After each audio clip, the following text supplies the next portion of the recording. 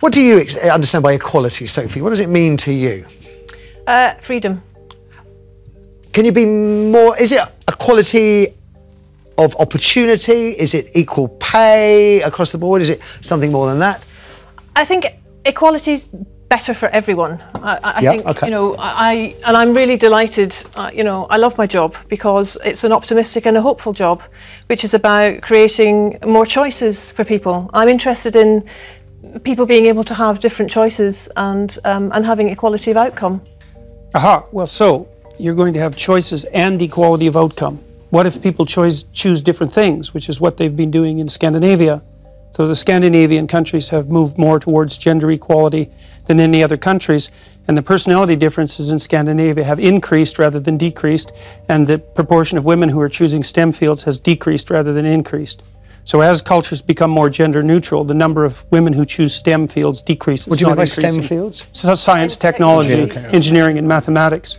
So if you let men and women make their choices, what actually happens is that they specialize in different situations, and you don't get equality of outcome. Could they not have been programmed to have those views from the moment we raise them and give boys Lego and construction? No, because what happens is that as countries get more egalitarian, which means there's less programming of that sort, the differences get larger, not smaller.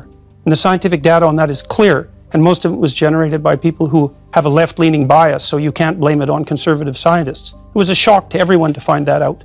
Sophie, I think the difference between Jordan and me is that we look at evidence and we lean towards different theories. So Jordan's theory is very much evolutionary, you know, that there are inherent differences in men and women. Mine is very much more social role theory, if you like, and that men and women are taking on different roles due to the expectations that society puts on them. And it's interesting that Jordan frequently cites Scandinavian countries where they've made more, like there's nowhere in the world that women are equal, but Scandinavia has made the most progress towards shared parenting, etc. Yep.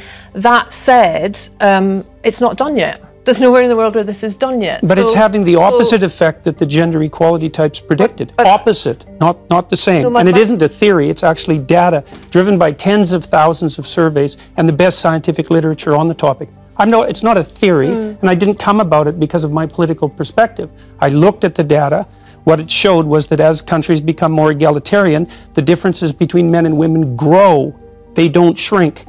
So what I'm interested in is data and analysis as well, and I'm particularly interested in the ones presented, such as the ones by the University of Southern California, which discovered that change towards gender equality is actually being slowed by beliefs that are legitimizing social inequalities on the basis of sex. And I'm also interested, I mean, like Jordan, I look at the data and I look at the studies, and I'm really also very much interested in studies like the analysis that was done by the American Psychological Society, which looked at 45 analysis of whether there's sex difference over 20 years. And its conclusion was that men and women are basically alike in terms of personality, in terms of cognitive ability, in terms of leadership. But what it did find was that media depictions of men and women as fundamentally different perpetuate misconceptions, as does workplace bias. Men and women actually are more the same than they are different. But the issue is that small differences at the population level can turn into very large differences at the extreme. So, for example, men and women are broadly similar with regards to aggression, although men tilt a little bit more towards aggression. So that if you picked a random person out of the population, male and female, and you guessed that the male was more aggressive, you'd be right 60% of the time. But if you take the 1 in 100 most aggressive people, they're all male, and that's why the overwhelming proportion of people who are in prisons are male.